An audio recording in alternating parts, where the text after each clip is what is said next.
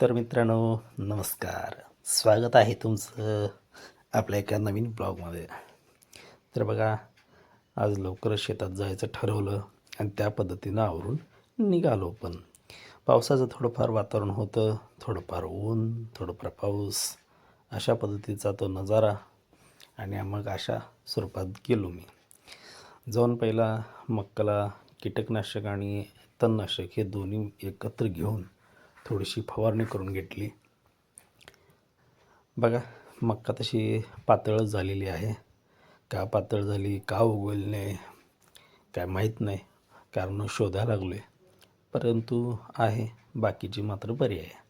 त्यानंतर मात्र चंद्राला घेतलं आणि छानपैकी निवांत बसून बागेच्या कडेला गवतात तिला भरपूर पोट भरून चारलं. बघा, अशा पद्धतीनं निवांत बसून तिला छान चारलं. बघा कशी खाते ती मस्त. त्यानंतर असे गवतात पोट भरून खाल्ली तिनं. आणि हा अभय पण लागला होता पाठीमागं की मला पण कासरा धरून तिला चारायचं आहे म्हणून. मग त्याला पण दिलं जरा कासरा. धर म्हणलं तोच तो. तशी ती कुठं जात नव्हती, पण पोराला हौस होती.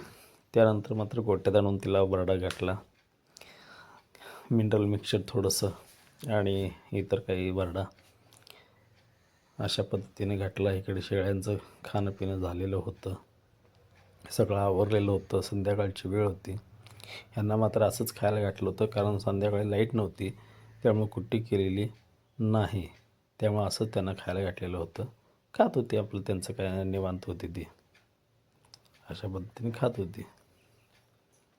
मी बसलो होतो आपलं खास दावणीवरती. ही माझी स्पेशल जागा आहे दावणीची बसायची.